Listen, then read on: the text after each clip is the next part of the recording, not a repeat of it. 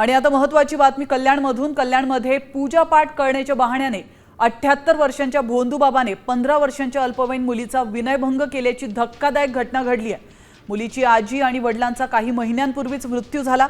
याची भीती दाखवत घरातील बाधा दूर करावी लागेल, त्यासाठी पूजा घालणं गरजेचं आहे असं सांगून भोंदूबाबांनी मुलीचा विनयभंग केलाय। या प्रकरणी उल्हासनगरमध्ये राहत असलेल्या भोंदूबाबा साहिद शेख विरोधात खडकपाडा पोलिसांनी गुन्हा दाखल केलाय। महत्त्वाचं म्हणजे हा भोंदूबाबा 78 वर्षांचा आहे।